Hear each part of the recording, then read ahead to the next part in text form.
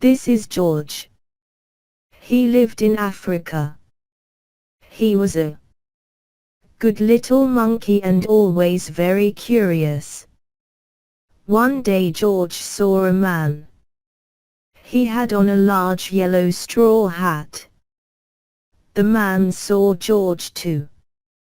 What a nice little monkey, he thought. I would like to take him home with me. His hat on the ground. He put. And, of course, George was curious. He came down from the tree to look at the large yellow hat. The hat had been on the man's head.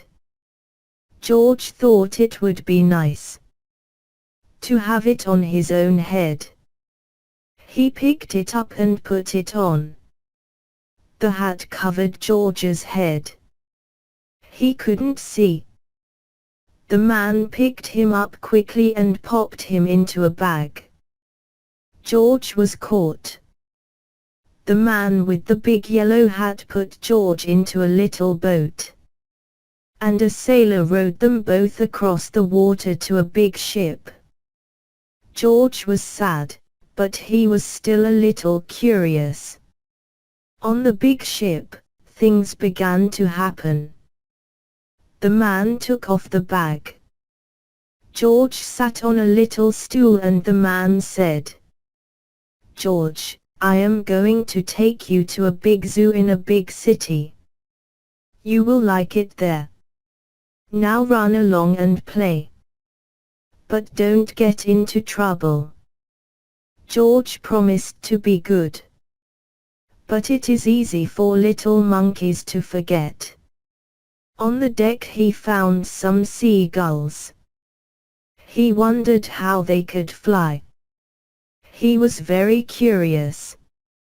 Finally he had to try. It looked easy. But oh, what happened? First this. And then this. Where is George? The sailors looked and looked.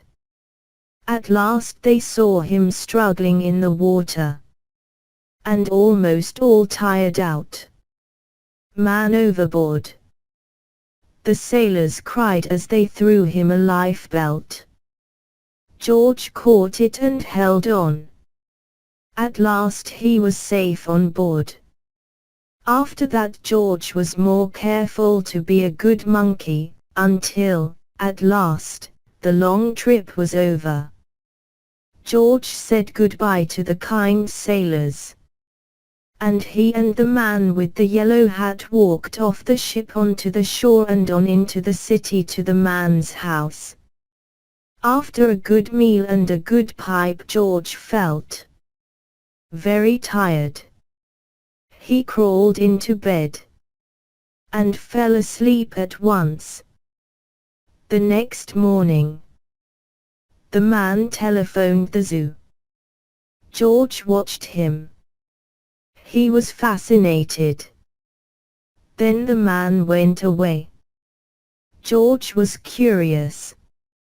He wanted to telephone to 1, 2, 3, 4, 5, 6, 7. What fun! Ding-a-ling-a-ling. George had telephoned the fire station. The firemen rushed to the telephone. "Hello. Hello," they said. But there was no answer. Then they looked for the signal on the big map that showed where the telephone call had come from. They didn't know it was George. They thought it was a real fire. Hurry! Hurry! Hurry! The firemen jumped onto the fire engines and onto the hook and ladders. Ding dong, ding dong. Everyone out of the way. Hurry! Hurry! Hurry! The firemen rushed into the house. They opened the door. No fire. Only a naughty little monkey. Oh, catch him, they cried.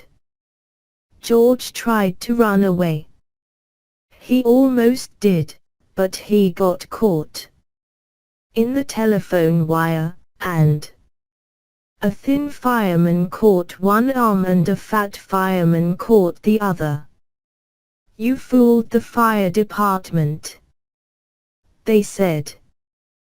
We will have to shut you up where you can't do any more harm. They took him away and shut him in a prison. George wanted to get out. He climbed up to the window to try the bars. Just then the watchman came in. He got on the wooden bed to catch George. But he was too big and heavy. The bed tipped up. The watchman fell over. And, quick as lightning, George ran out through the open door. He hurried through the building and out onto the roof. And then he was lucky to be a monkey. Out he walked onto the telephone wires. Quickly and quietly over the guard's head, George walked away. He was free. Down in the street outside the prison wall, stood a balloon man. A little girl bought a balloon for her brother. George watched. He was curious again. He felt he must have a bright red balloon. He reached over and tried to help himself, but instead of one balloon, the whole bunch broke loose. In an instant, the wind whisked them all away and, with them, went George, holding tight with both hands. Up, up he sailed, higher and higher. The houses looked like toy houses and the people like dolls. George was frightened. He held on very tight. At first the wind blew in great gusts.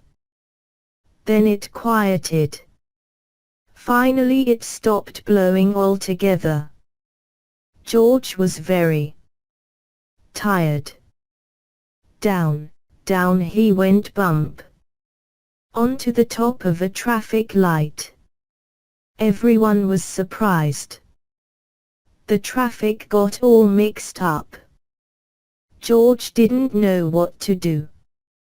And then he heard someone call, George. He looked down and saw his friend, the man with the big yellow hat. George was very happy. The man was happy too. George slid down the post. And the man with the big yellow hat put him under his arm. Then he paid the balloon man for all the balloons. And then George and the man climbed into the car. And at last, away they went. To the zoo. What a nice place for George to live.